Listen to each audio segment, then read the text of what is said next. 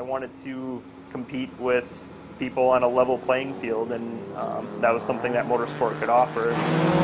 The rev of an engine and a little bit of horsepower has allowed Jon Winker to cope with some physical and mental battles. It's helped kind of pull me out of some dark times, and I want to make sure that that can be shared with other veterans that may be in a similar spot. Joining the National Guard in Appleton in 2006, he would deploy to Iraq in 2009 when tragedy struck. I got run over by a MRAP, an armored gun truck.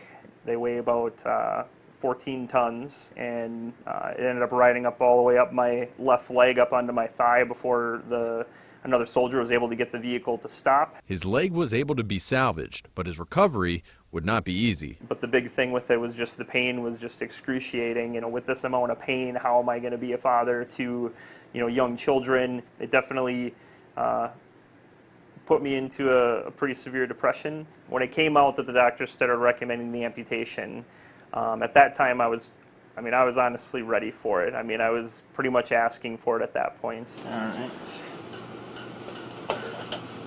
So in 2013, I ended up having the amputation of my left leg below the knee. His dream of making the military his career would come to an end as he was medically discharged in 2013. Which was a little disheartening to have my career cut short in that manner. Used to do sports and running and so forth, and a lot of that stuff was either very difficult to do or almost impossible at the time.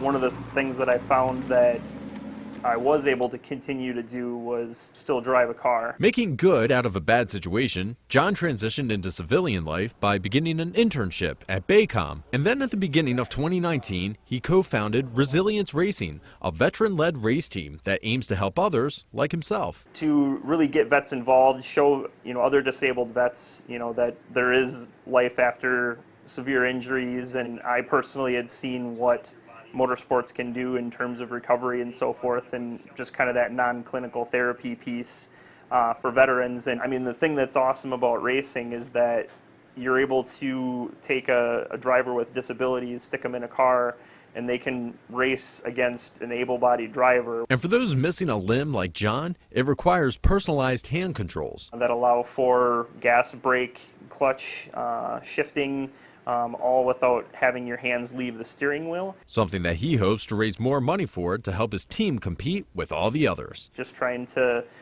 build a little bit of a community here and get our mission out there to others. In Green Bay, Nate Stewart, Local 5 News.